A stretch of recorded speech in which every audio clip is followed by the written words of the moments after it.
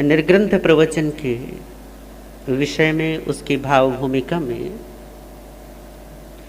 कुछ बातों पर हमारी चर्चा हुई थी।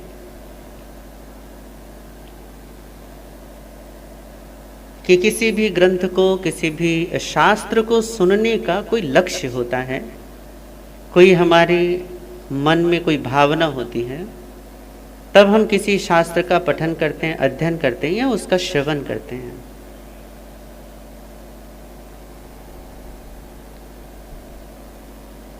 निर्ग्रंथ प्रवचन श्रवण से भी हमें कुछ न कुछ कामना अवश्य होनी चाहिए,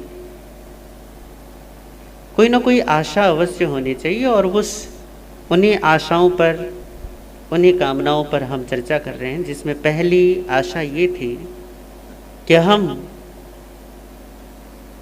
इस निर्ग्रंथ प्रवचन के श्रवण से सत्य की आशा करें, कि हमें सत्य की प्राप्ति हो, सत्य की उपलब्धि हो, सत्य का अनावरण हो, सत्य का उद्घाटन हो। ये पहली कामना।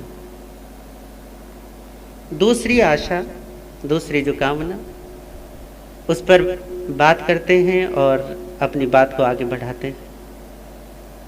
दूसरी जो कामना है वो ये है कि सत्य हमेशा एक ही होता है, अनेक नहीं होता। सत्य अखंड होता है, खंड खंड नहीं होता। सत्य हमेशा अभेद होता है, उसमें भेद नहीं होते।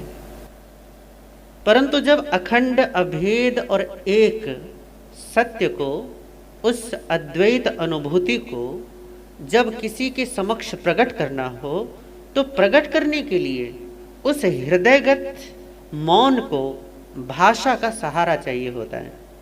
अब बात यह है कि भाषा बड़ी कमजोर होती है। जो वो अखंड है, जो अद्वैत है, जो अचिंत्य है, उसे शब्दों में कहें तो कैसे कहें। तो जब हम सत्य को शब्दों में प्रकट करने की चेष्टा करते हैं तो कुछ न कुछ रह जाता है, बल्कि ऐसा कहें कि कुछ प्रकट होता है और सब कुछ अप्रकट रह जाता है। कुछ व्यक्त होता है और सब कुछ अव्यक्त रह जाता है। इशारे हमें आ जाते हैं हमारे समक्ष, और जो असल में है, जो तथ्य है, जो सत्य है, वो इशारों के पीछे ही रह जाता है। निर्ग्रंथ प्रवचन से बात यही है कि ये भी इशारे हैं, शब्द हैं, अक्षर हैं, वाक्य विन्यास हैं, गाथाएं हैं, और ये गाथाएं भी किन्हीं इशारों की भांति ही काम करेंगे। यदि इस निर्ग्रंथ प्रवचन को आप सत्य मानकर ही यहीं इति श्री कर देंगे तो ये अपने साथ सबसे बड़ा अन्याय होगा। इसलिए होगा क्योंकि शब्द सत्य नहीं होते, कोई भी अक्षर अपने आप में सत्य नहीं होता, वो केवल एक इशारा होता है। अब बात यह है कि यदि शब्द सत्य नहीं है, निर्ग्रंथ प्रवचन में जो भी हम श्रवण करेंगे वो अगर सत्य नहीं है, तो सत्य कहाँ है? सत्य वहाँ है जहाँ हमारा अनुभव है, सत्य वहाँ है जहाँ हमारा निधिध्यासन है। सत्य अध्यात्म की उन गहराइयों में है जो मौन में घटित होता है, जो अशब्द में घटित होता है, जो हमारी ध्यान की उन अतल गहराइयों में हमें प्राप्त होता है जब हम निश्चिंत और निश्चल और निश्चल होकर अपने ध्यान में स्थित होते हैं या अपने ही स्वरूप में बैठते हैं, तब जाकर हमें सत्य की उपलब्धि होती है। केवल शब्दों से ही संतुष्ट हो जाने वाले लोग अपने आप को सत्य से महरूम या सत्य से दूर कर लेते हैं। इसलिए यदि आपको सत्य चाहिए तो अनुभव के मार्ग पर चलें। पहला है कि सत्य की कामना करें, दूसरा है कि उसे एक्सपीरियंस करें, उसे अनुभव करें, क्योंकि अनुभव ही वो मार्ग है जो आपको सत्य तक पहुंचाएगा, जो आपको आप तक पहुंचाएगा। बिना अनुभव के, बगैर अनुभूति के सत्य का कोई मतलब नहीं होता। चाहे कितने ही तर्क कर लो, कितने ही ग्रंथ पढ़ लो, कितने ही शास्त्रों को रट लो या कितने ही प्रवचन श्रवण कर लो, बात यह है कि जब तक आप ध्यान के लिए पुरुषार्थ नहीं करते, जब तक अपनी अनुभूति के लिए काम नहीं करते, जब तक अपने आप पर आप काम नहीं करते, तब तक शास्त्रों का कोई मतलब नहीं है। शास्त्रों का अर्थ तब प्रकट होता है जब आप ध्यान करते हैं। ग्रंथों का भाव तब अनावरित होता है जब आप अनुभूति के मार्ग पर चलते हैं। बगैर अनुभूति के मार्ग पर चले वे सत्य की प्राप्ति नहीं होती। तो पहली बात है कि सत्य की ही कामना करें।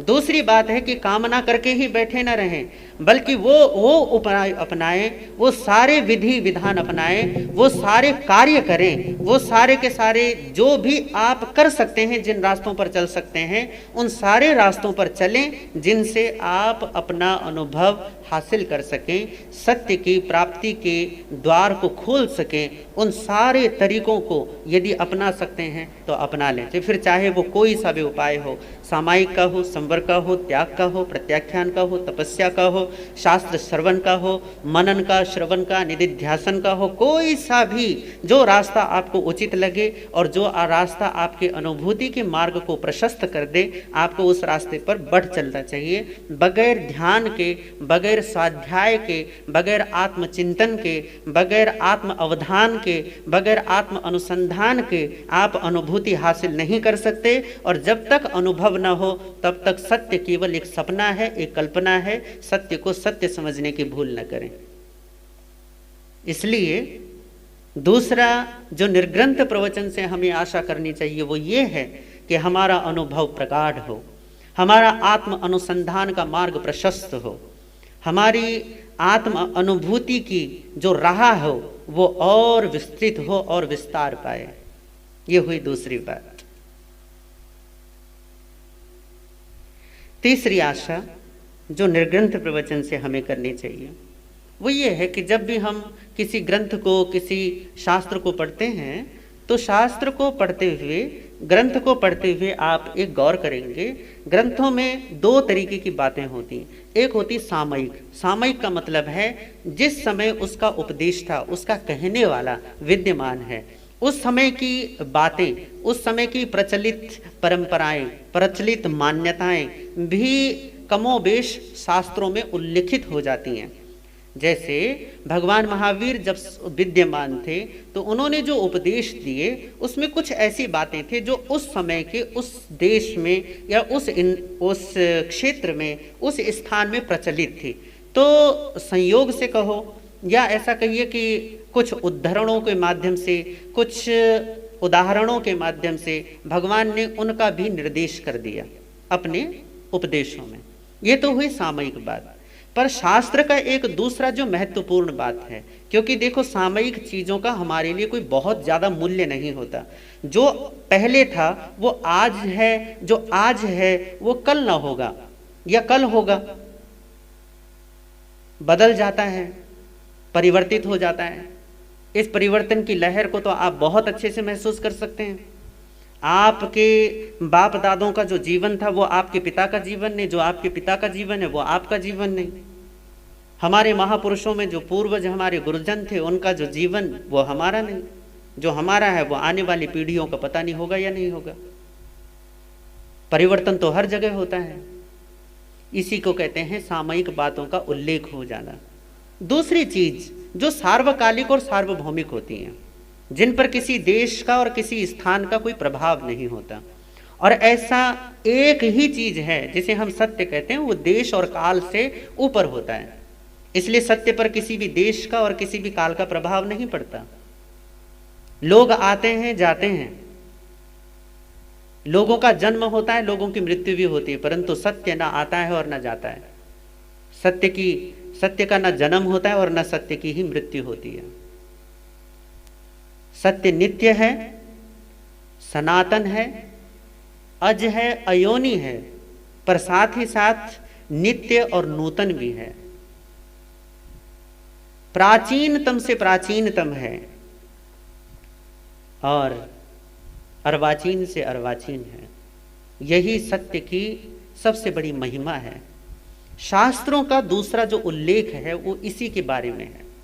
वो है सार्वकालिक। सार्वकालिक अर्थात सभी कालों में एक समान हो जाना, एक समान काम आना।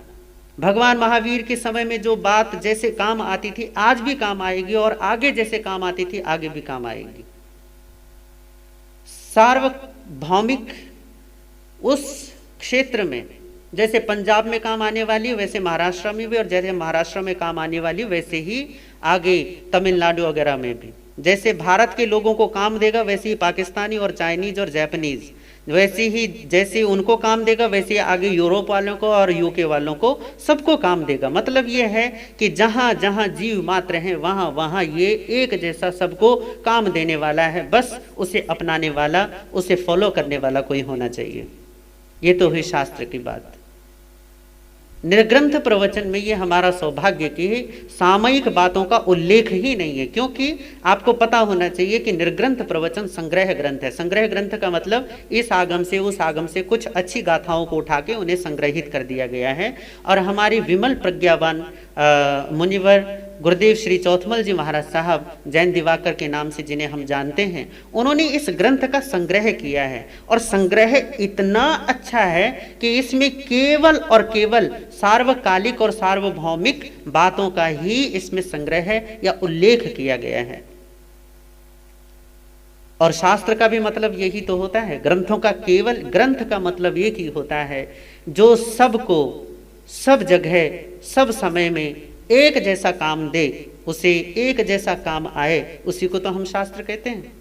यदि कोई किताब कोई पुस्तक सब लोगों के लिए एक जैसी ना हो तो उसका कोई मतलब नहीं, सब जगह एक जैसी ना हो तो उसका कोई अर्थ नहीं, और सब समय में एक जैसा ना हो तो भी उसका कोई मतलब नहीं।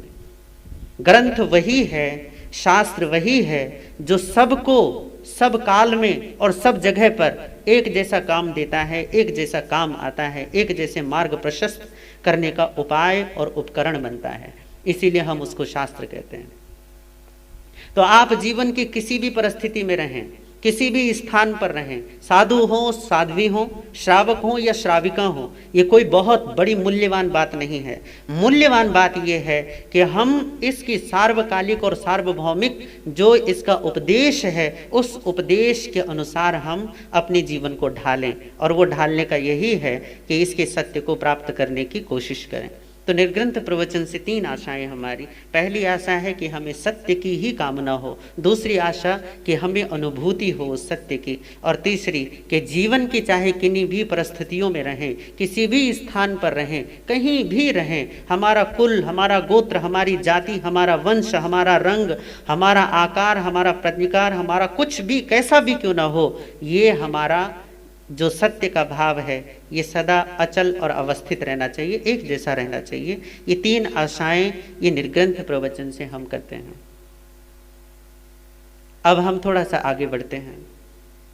अगला जो कदम है उस पर जब निर्ग्रंथ प्रवचन की बात आती है तो निर्ग्रंथ प्रवचन के उपदेष्टा, इसके बोलने वाले, वो हैं भगवान महावीर स्वामी, जो स्वयं सत्य के प्रति पूर्ण ज्ञाता हैं।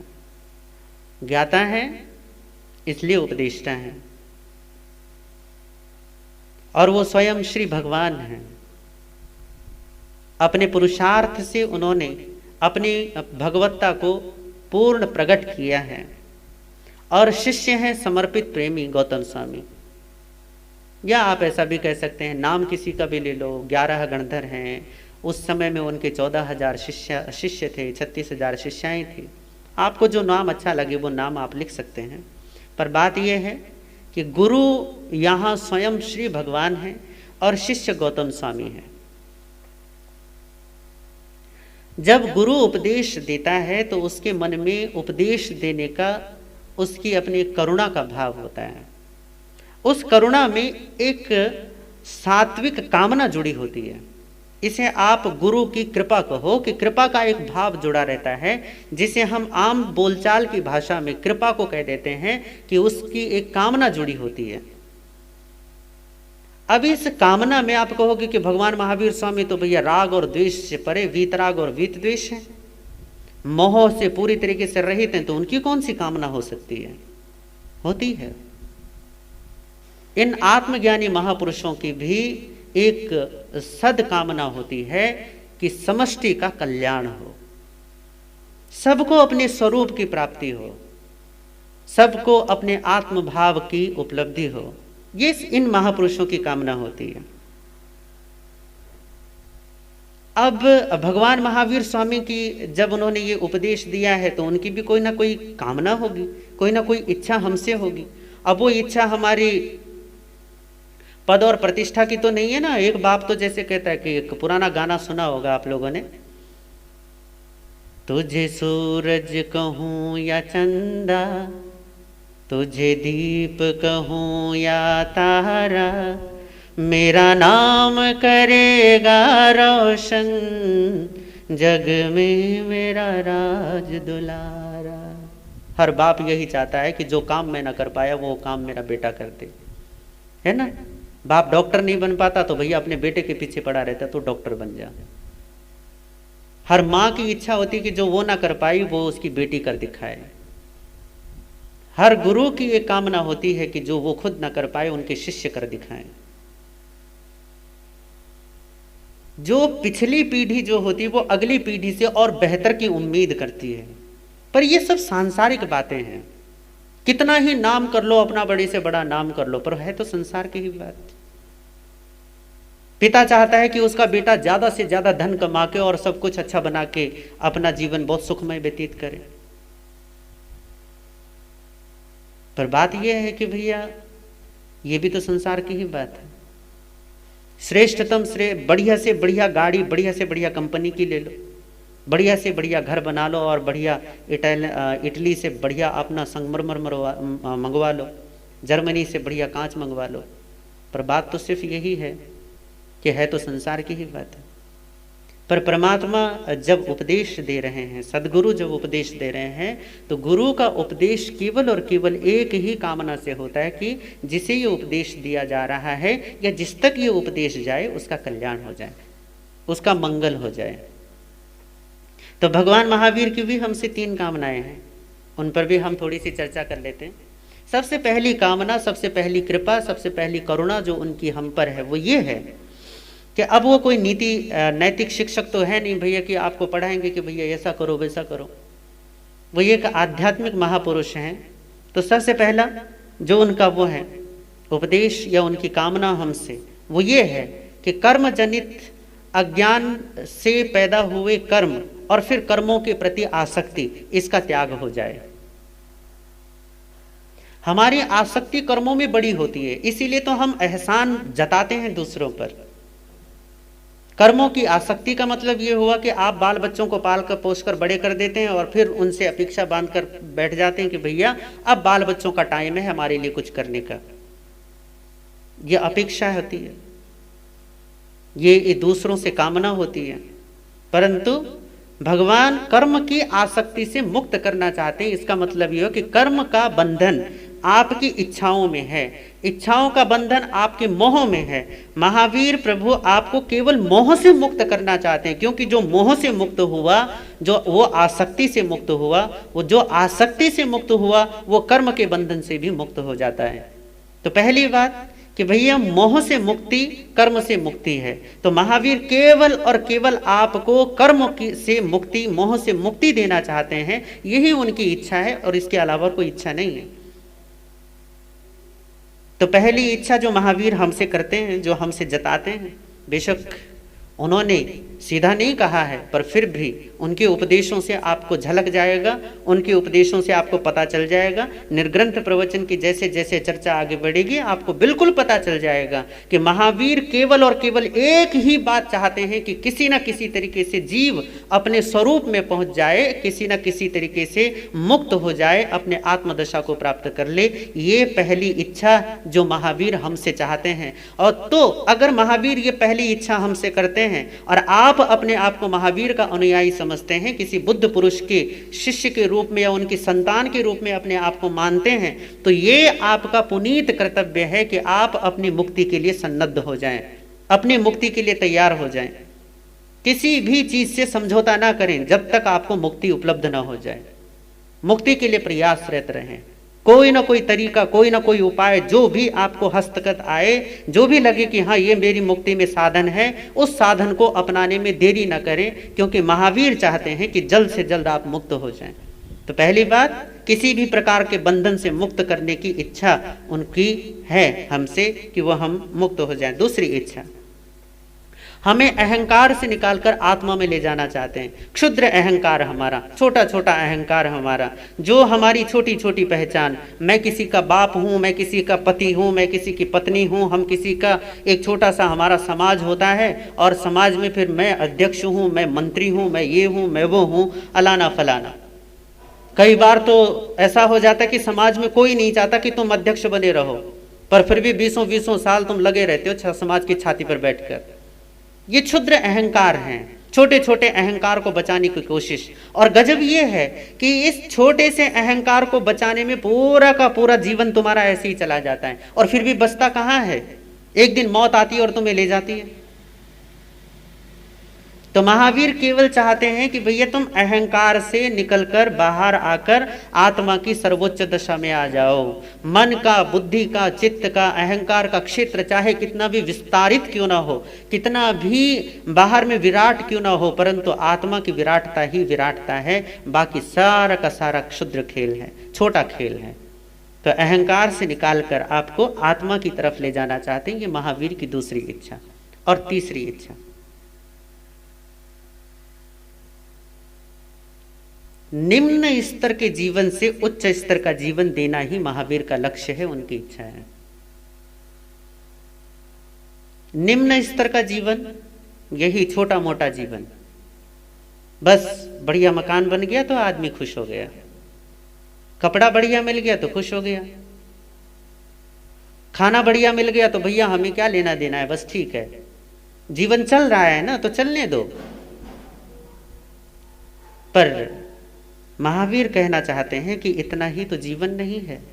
पता है, स्वामी रामकृष्ण परमहंस से मिलने के लिए एक दिन बंगाल के उन दिनों बंकिम चंद्र चटर्जी, आपने नाम सुना होगा, वंदे मातरम गीत तो सुना ही होगा, इसके रचयिता जो है वो बंकिम चंद्र चटर्जी हैं। और उस जमाने में उनका बड़ा नाम था, उन्होंने कुछ उपन्यास लिखे थे, आनंद मठ उनका उपन्यास बड़ा प्रसिद्ध हुआ था, तो बड़ा उनका नाम था। और मिलने के लिए वो स्वामी रामकृष्ण परमहंस के पास आए, तो वार्तालाप चलने लगे। तो चलते चलते स्वामी रामकृष्ण परमहंस ने एक सवाल पूछा, और सवाल ये पूछा कि अरे बंकिम, ये तो बताओ पंडित जी कि आपके जीवन का लक्ष्य क्या है। तो बंकिम चंद्र जी ने छूटते ही कहा कि स्वामी जी, बस खाने को अच्छा मिल जाए, टाइम पर सोने को मिल जाए, और भाई विषय वासनाओं की पूर्ति हो जाए, मतलब कि इंद्रिय विषयों की पूर्ति हो जाए, इतनी मेरी जीवन का लक्ष्य, इससे कोई बहुत बड़ी बात नहीं, इससे ज्यादा मैं कुछ नहीं चाहता। तो स्वामी रामकृष्ण परमहंस ने छूटते ही कहा कि फिर तुम में और कुत्ते में फर्क क्या है? कुत्ते को भी अच्छा खाने को मिल जाए तो पड़ा रहता है आराम से, समय आने पर विषय भोगों का सेवन भी कर लेता है, और सोने के टाइम पर भैया बस तभी घूमता है जब उसको कुछ खाने के लिए चाहिए, खाना मिलते ही आराम से फटकार कर सोता है। पता है यहाँ नीचे भी कुत्ते बैठते हैं, तो सारे दिन सोए रहते हैं, जब देखो हाँ कोई आ जाता है भगा देता है तो बात दूसरी, नहीं तो वहीं गेट पर आराम से लेटे रहते हैं। स्वामी रामकृष्ण कहते हैं कि भैया फिर तुम में और कुत्ते में फर्क क्या है कि भोजन अच्छा मिल गया, कपड़ा अच्छा मिल गया, घर अच्छा मिल गया, सोने के टाइम पर सोना, खाने के टाइम पर खाना, और इंद्रिय विषयों के टाइम पर इंद्रिय विषयों का भोगना मिल गया, बस हो गया जीवन। क्या इतना ही जीवन है?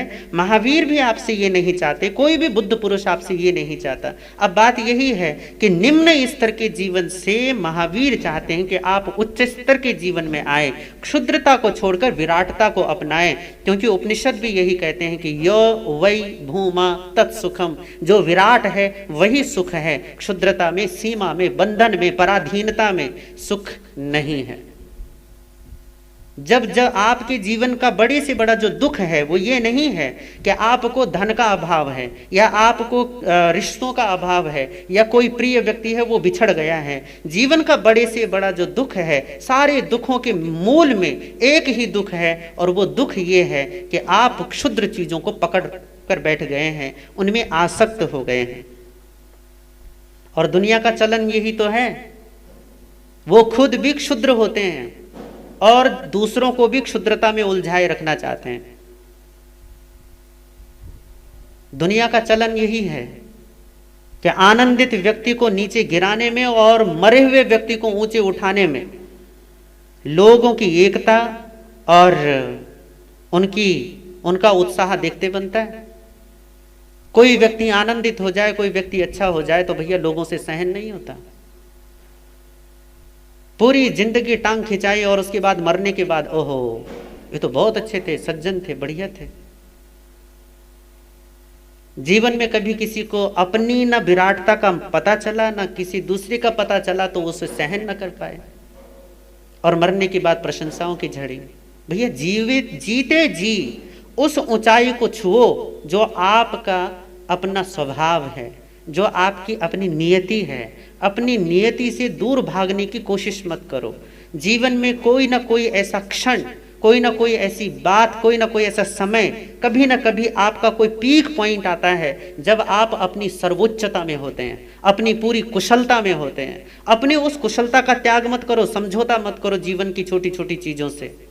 आप ही तो बनाने वाले हो अपने जीवन को और आप ही गिराने वाले हो अपने जीवन को।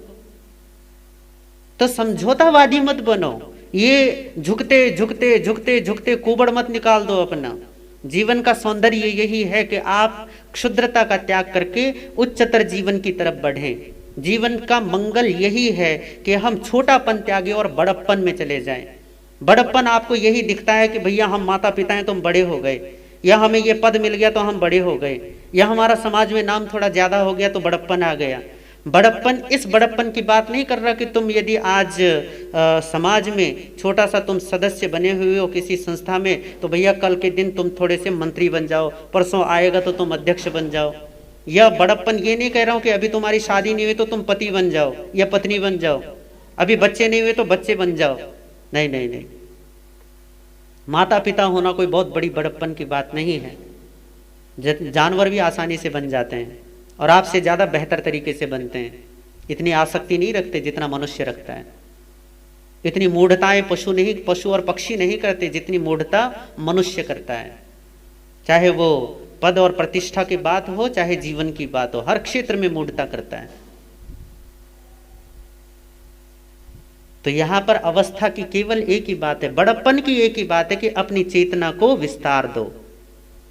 अपनी चेतना को और जितना आप एक्सपेंड कर सकते हैं, जितना बढ़ा सकते हैं, अपनी चेतना में जितनी विराटता ला सकते हैं, उसको विराटता लाने में अपना पुरुषार्थ लगाएं। चेतना को जब आप विस्तार देते हैं तभी आपकी चेतना मूल्यवान बनती है, तभी उसमें मूल्य पैदा होता है, तभी उसमें सत्य घटित होता है। एक छोटा सा उदाहरण मैं आप लोगों के सामने कहूंगा और फिर उसके बाद अपनी बात खत्म करूंगा। माइकल एंजेलो का नाम आपने सुना होगा, एक बहुत बड़े मूर्तिकार हुए पश्चिम के। तो एक दिन माइकल एंजेलो कहीं से गुजर रहे थे और उन्होंने देखा एक जगह एक बहुत बड़ा पत्थर रखा हुआ था, और पत्थर को देखते ही उनके मन में एक बड़ी भावना पैदा हुई।